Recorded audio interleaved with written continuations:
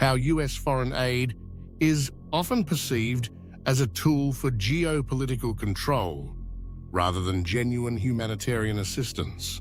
Below are some ways in which American aid is used to control other nations and maintain economic supremacy. 1. Aid as a political lever. U.S. aid is often conditional, meaning countries must comply with American political or economic interests to receive funding. This includes 1. Supporting U.S. foreign policy, voting with the U.S. in the UN. 2. Allowing U.S. military presence or cooperation agreements. 3. Enforcing economic policies that favor American corporations. Example, Egypt receives billions in aid but is expected to maintain peace with Israel and allow U.S. military access to the Suez Canal. 2. Debt trap. Diplomacy through loans disguised as aid. Much of what is labeled as aid is actually loans with interest, leading to debt dependency. Countries unable to repay are forced to 1. Privatize industries, often selling them to U.S. corporations. 2. Accept IMF World Bank structural adjustments that limit social spending but promote free markets. 3. Open their markets to U.S. goods while restricting local industry development. Example, Latin American nation faced economic crises due to U.S.-backed IMF loans that forced harsh austerity measures. 3. Economic supremacy through dollar dependency. Many aid programs require transactions in U.S. dollars, reinforcing the dollar's status as the global reserve currency. This means countries must hold U.S. dollars, making their economies dependent on American financial systems. 2. The U.S. can sanction nations by restricting dollar access. 3. Economic instability increases when the U.S. raises interest rates, making dollar-denominated debt more expensive.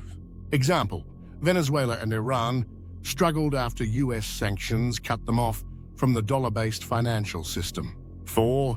Corporate takeovers via development aid. American aid often comes with strings attached, such as requiring recipient nations to use American contractors, companies, or products. This prevents local economies from developing self-sufficiency.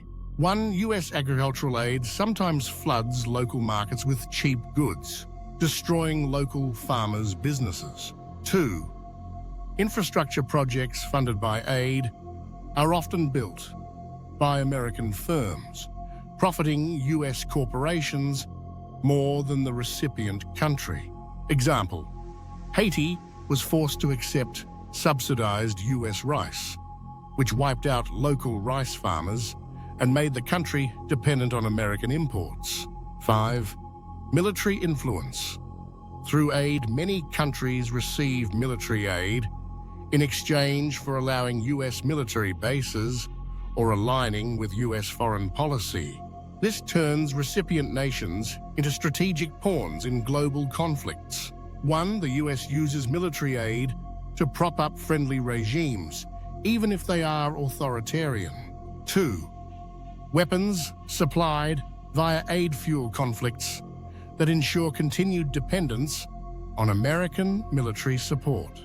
Example, Ukraine and Israel receive billions in military aid, ensuring they remain aligned with U.S. interests. 6.